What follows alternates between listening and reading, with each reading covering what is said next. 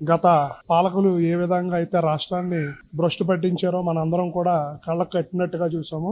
2024లో కూటమి ప్రభుత్వం అధికారంలోకి వచ్చిన మరుక్షణం నుండి రాష్ట్రం అభివృద్ధి పరంగా కానీ సంక్షేమ పరంగా కానీ రెండు కళ్ళల్లాగా చూసుకుంటూ అటు ఒక పక్కన నరేంద్ర మోడీ గారి సహకారంతో నారా చంద్రబాబు నాయుడు గారు, డిప్యూటీ సీఎం పవన్ కళ్యాణ్ గారు, అలాగే యువ నాయకులు నారా లోకేష్ బాబు గారు మన కూటమి ప్రభుత్వం అంతా కూడా అభివృద్ధి సంక్షేమ కార్యక్రమాన్ని ముందుకు తీసుకెళ్తుంటే ఇది చూసి వారం లేక ప్రతిపక్షాలు నిత్యం బురద జల్లడమే వాళ్ళ పనిగా పెట్టుకున్నారండి. ఈరోజు అంబటి రాంబాబు గారు మాట్లాడిన మాటలు సభ్య సమాజం అందరూ కూడా సిగ్గుతో ఆయన వంక చూస్తున్నారు. గతంలో ఆయన చేసిన కామెంట్స్ కానీ అన్ని కూడా అసెంబ్లీ సాక్షిగా అందరూ చూశారు. అయినా సరే సిగ్గు లేకుండా ఇంకా అలా మాట్లాడతాడు. 11 సీట్లు ఇచ్చారండి జగన్మోహన్ రెడ్డి గారు. మీకు మీ స్థాయి 11కే పరిమితం చేశారు ప్రజలు. దాని స్థాయి దాటి మీరు ప్రవర్తించొద్దండి. అంబటి రాంబాబు గారు కానీ ఆ రోజు ఏమీ లేని దానికి పట్టాభి గారు ఏదో అన్నారని ఇదే పార్టీ ఆఫీస్ మీద వైసీపీ మూకలు దాడి చేసినప్పుడు వీళ్ళందరూ ఏమయ్యారు ఒకసారి అందరూ కూడా ఆలోచించుకోవాలి.